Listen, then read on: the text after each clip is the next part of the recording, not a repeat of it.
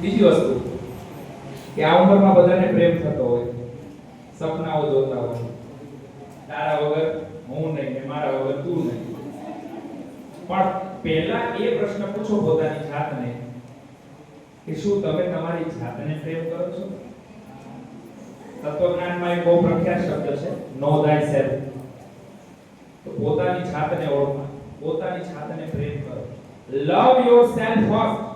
If you are able to love yourself, everybody will love you. પણ જો તમે પોતાની જાતને પ્રેમ નહીં કરો તો કોઈ તમને પ્રેમ નહીં કરે. હું જે છું, જેવી છું, બહુ સારી છું.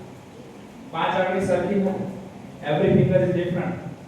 પણ અંગૂઠો સૌથી નાનો છે, કાપી નાખી દો, કામ પૂરું.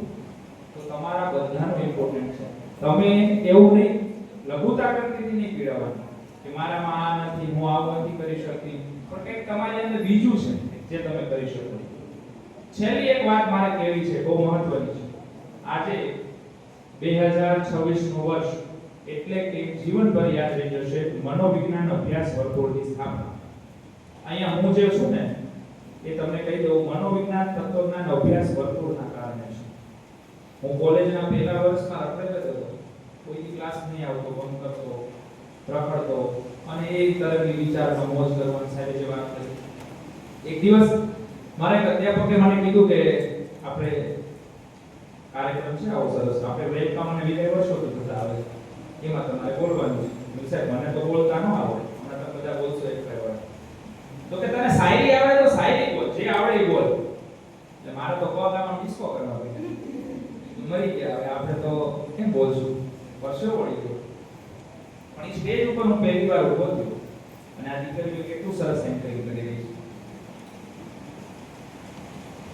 આવી જ રીતે મેં પણ એન્કરિંગમાં આગળ આવ્યો બીડું તેનો દિવસ ને આજનો દિવસ હું કોઈ દિવસ અટક્યો નથી. મારી ગાડી દોડવા માંડી છે. સાહેબે બહુ સરસ બીજી વાત કરી કે તમને નેગેટિવ કરવા વાળા ઘણા લોકો હશે, પણ એ નકારાત્મક પરિબળોને ઇગ્નોર કરીને પોતાની યોગ્યતાને સિદ્ધ કરીને એ સક્ષમ વ્યક્તિ છે. મેં જીપીએસસી પાસ કરી તમને પ્રેરણા આપવા માટે કહું છું. આખા ગુજરાતમાં ઈડબ્લ્યુએસ કેટેગરીમાં માત્ર એક જ જગ્યા છે. હું જ્યારે 10-10 કલાક વાંચતો ને મેડિકલ કોલેજ, મેડિકલ છોકરાઓની વાત કરું કેવી રીતે વાંચે, ત્યારે મને મારા ફેમિલી મેમ્બર્સ એવું કહેતા કે એકમાં આપણો વારો ન આવે. આપણો વારો તો એકમાં આવે, કેમ ન આવે? પાછળ મેં કેમ શબ્દ લગાડી દીધો, કેમ ન આવે. Nothing is impossible in this world. You can do anything and everything. Medical ના છોકરાઓ, હું 10 વર્ષ શિવસા મેડિકલ કોલેજ ટીબી હોસ્પિટલમાં મેં ક્લિનિકલ સાયકોલોજીસ્ટ કામ કર્યું, તમને બધાને ખબર છે.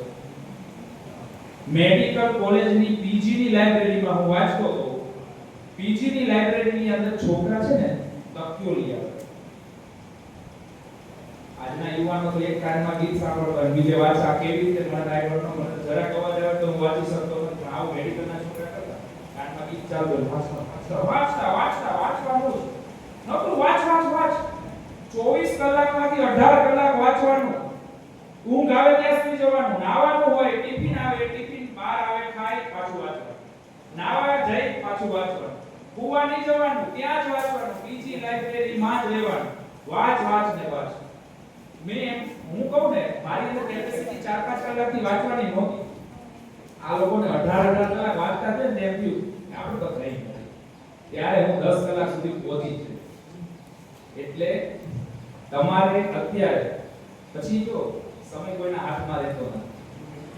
આ સમય છે ને એ બહુ ફટાફટ લાગે છે. આ સમય એકવાર વયો ગયો, અબ કાહે પછતાએ જબ ચિડિયા ચૂક ગઈ છે. પછી માયને એમ કે તમારા મમ્મી પપ્પા પાસે શબ્દ સાંભળ્યો છે કે આના કરતા ભણ્યા હોત તો સારું હોત. એ તો જોઈ. પણ હવે હું બધું વયું ગયું. હવે રોદણા રોવાથી કઈ મતલબ નથી. હવે જાગો. અત્યારે સાહેબે કીધું ને કે અત્યારે તમારે 5 વર્ષ સમર્પણના આપી દેવાના છે.